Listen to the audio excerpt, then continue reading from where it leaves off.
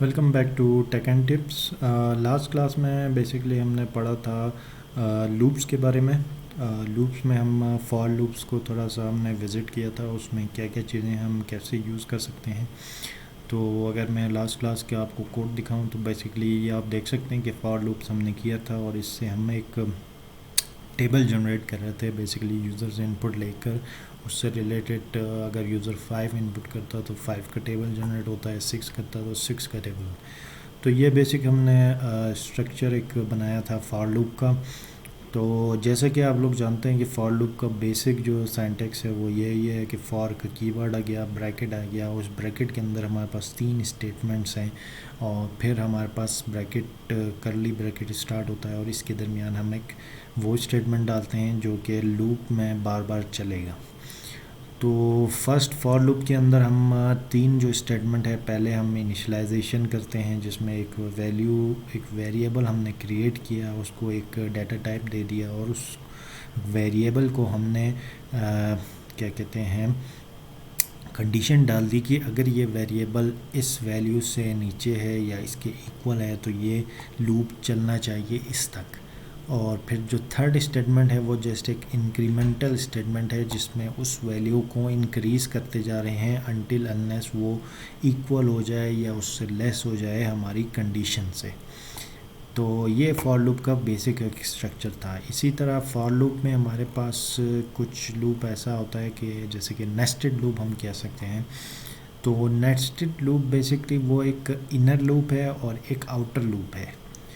अगर मैं आपको मिसाल दूं कि कैसे, तो मोस्ट ऑफ द टाइम हम फॉर लूप्स तब यूज़ करते हैं जब हमने मिसाल के तौर पे एक मेरे पास टेबल बना हुआ है, उसमें मुझे हर टेबल के अंदर मेरे ख्याल से 3 टेबल्स हमारे पास मौजूद हैं और उसके 3 टेबल्स में से हमने बारी बारी उनके अंदर से जितनी रोज़ है उनका डाटा उठाना है।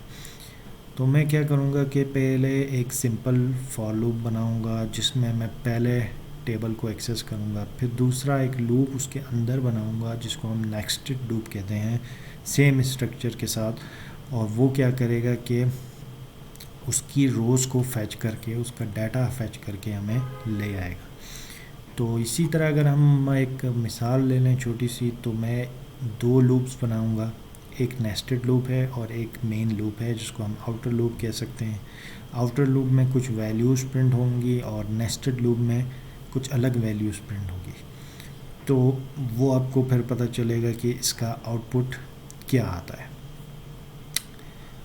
अगर मैं आपको मैंने बनाया भी है तो मैं आपको दिखा देता हूँ।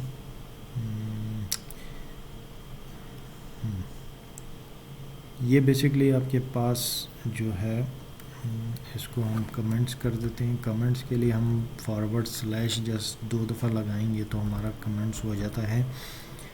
तो ये हमने कमेंट कर दिया। ये हमारे पास आउटर लूप है, इसको हम आउटर लूप कह देते हैं और इसकी लिमिट हम रख देते हैं 2, ठीक है, इक्वल्स टू, ये 2 टाइम्स चलना चाहिए।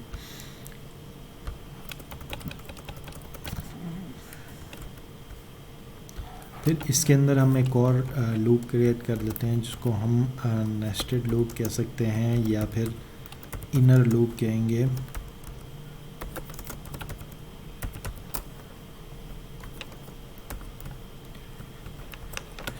तो हम एक काम करते हैं, आउटर लूप जब हमने क्रिएट किया इसके अंदर हम जस्ट प्रिंट कर देते हैं आउटर लूप की वैल्यू कि जैसे कि आउटर लूप वैल्यू दिस करके, ठीक है, इसमें हम दे देते हैं आउटर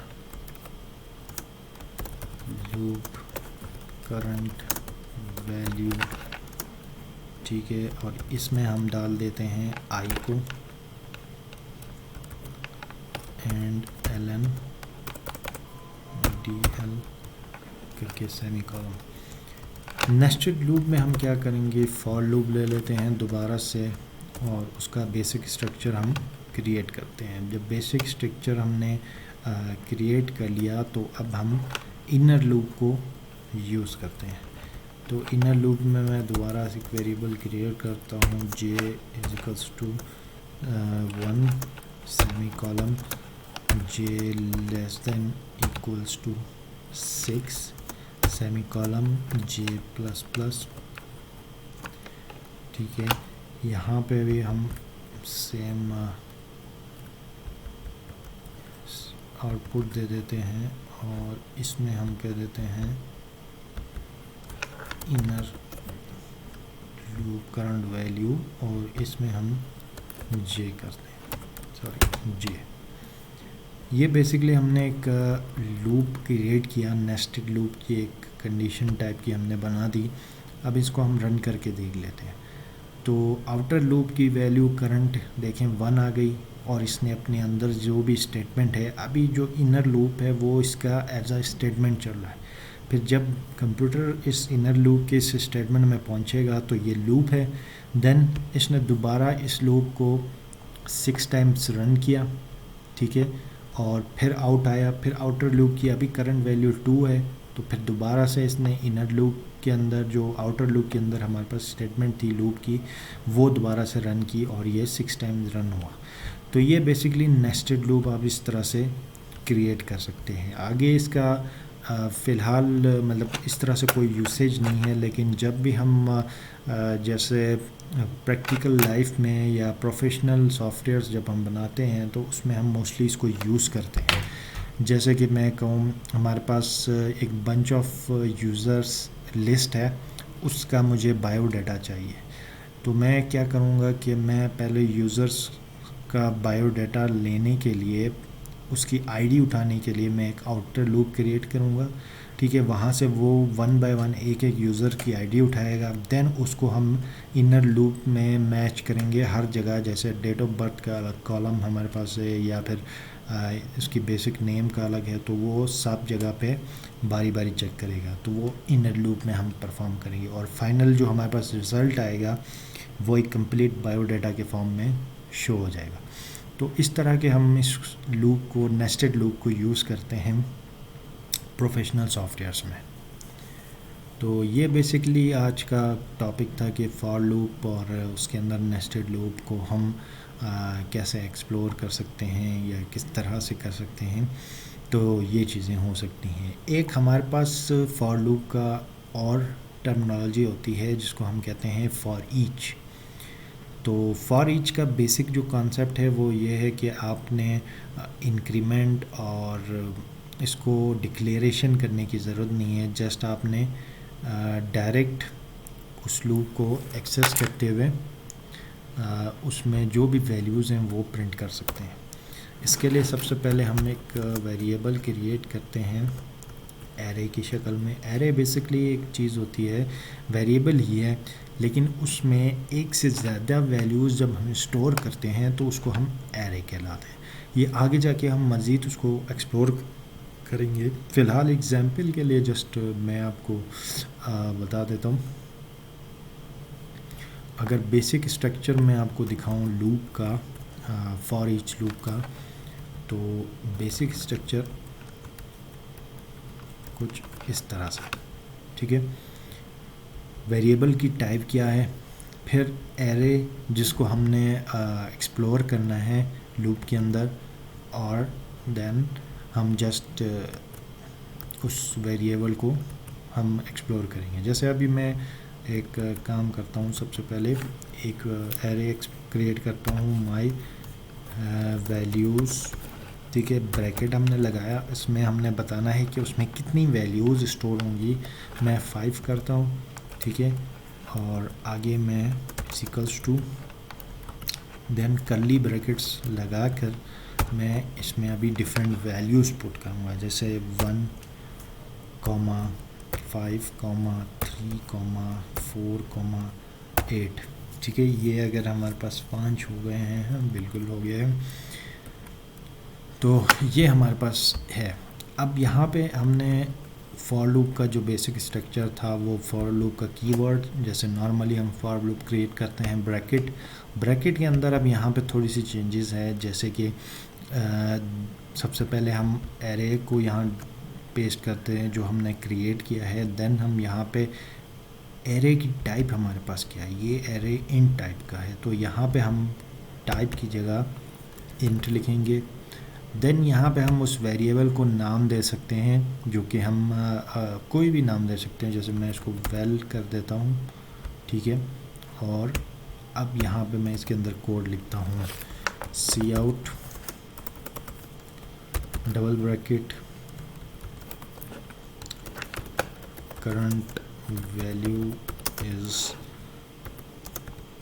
डबल ब्रैकेट, फिर हम वैल्यू जो मैंने क्रिएट किया हुआ है इसको, देन दोबारा से मैं करता हूँ और यहाँ पे मैं एंड एल करके सेमीकोलन, या इससे पहले हम एक और अगर ऐड करना चाहें तो मैं इधर स्पेस देकर इज़ डॉट कर देता हूँ, ठीक है। सेव किया, अब मैं इसको रन कर लूँगा। रन तो मेरे पास वैल्यू आ जाएगी कुछ इस तरह से।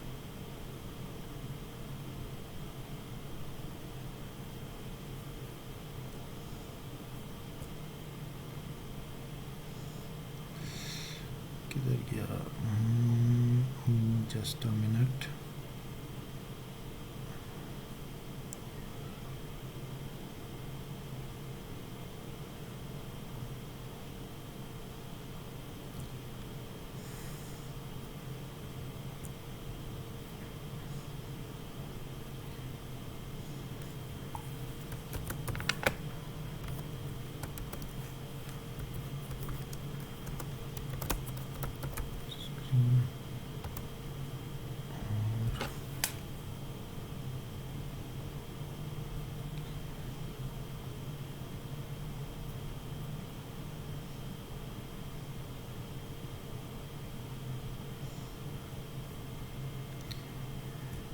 तो ये देखें कि अभी हमारे पास जो है वो आउटपुट आ गई है।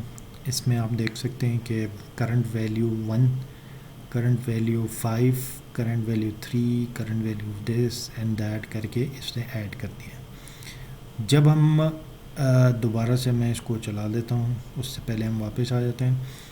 अब इसमें आप देख सकते हैं कि हमारे पास करंट वैल्यू जो है वो हमने एक बेसिक स्ट्रक्चर दिया। बेसिक स्ट्रक्चर सिंपल इसका ये है कि आपने एरे का नाम देना है जो आपने क्रिएट किया हो या जिधर से आप डाटा उठा रहे हो, ये 2 कॉलन बीच में आएगा। देन हमने उस एरे का टाइप पहले डिफ़ाइन करना है, देन हमने वेरिएबल को नाम दे देना है और उस वेरिएबल को हम आगे यूज़ करेंगे। तो ये बेसिकली एग्जांपल था एक फॉर ईच लूप का, तो हम ये यूज़ करते हैं मोस्टली हम प्रोफेशनल सॉफ्टवेयर्स में। इसको एज आ कह लें कि हमारे पास अगर कोई एक एरे है जिसमें किसी यूज़र की इंफॉर्मेशन है, जैसे आईडी, नेम्स वगैरह, तो हम क्या करेंगे कि सबसे पहले उस एरे का टाइप हम यहाँ डिफ़ाइन कर देंगे। मिसाल के तौर मैंने एक वेरिएबल या क्लास बनाई है जो प्रोफाइल के नाम से, तो मैं प्रोफाइल इधर लिखूँगा।